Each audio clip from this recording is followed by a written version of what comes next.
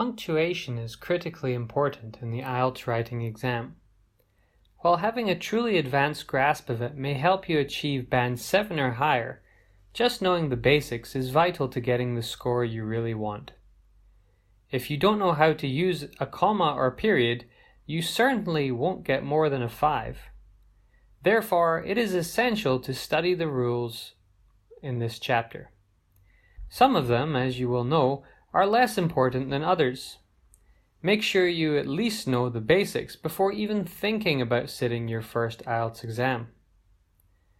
Many of the rules in this chapter correspond with the sentence types we learned previously, so ensure that you are familiar with Chapter 5 of this series. Use a comma when you need to join two independent clauses in a compound sentence.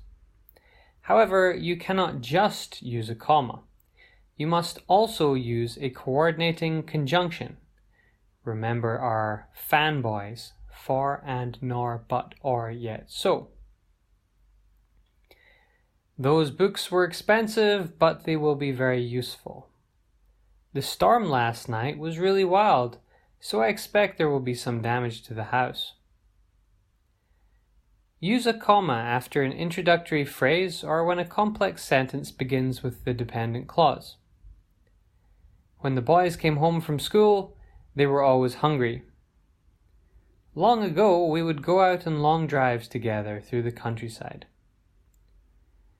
Use a comma to separate items in a series, for example, a list. Remember to always use the Oxford comma. I've been to Germany, France, Spain, and Italy.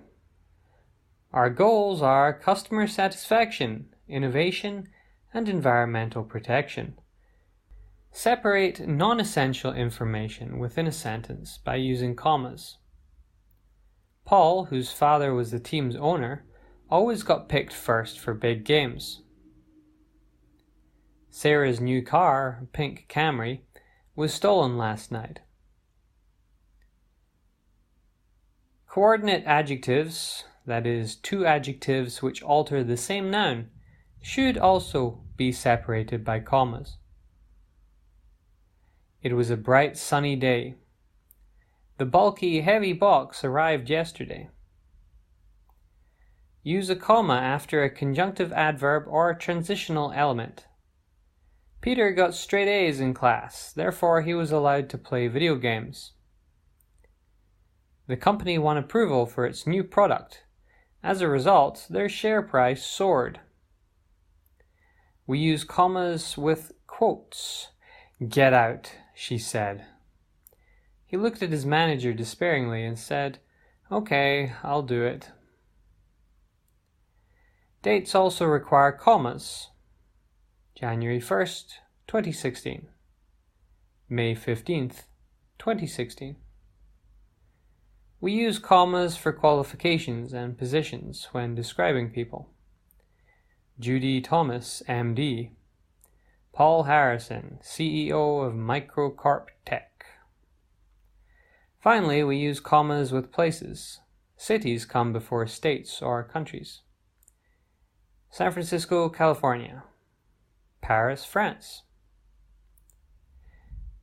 Be careful to avoid a comma splice. This is a very common error wherein two independent clauses are joined with a comma, like this. The dog was hungry. He wanted some food. We can change it in a number of ways to make it correct, such as the following. As we saw in the previous example, a semicolon can be used to join two independent clauses in a compound sentence if the meaning of the second clause is so close to that of the first that it basically restates the first clause. Again, in a compound sentence, if the second clause begins with a conjunctive adverb or transitional phrase, use a semicolon. The two countries had been at war for the previous decade. As a result, brokering peace would not be easy. The dog and cat lived together all their lives. However, they were certainly not friends. If individual items in a list are separated by commas, use semicolons to break it up more clearly.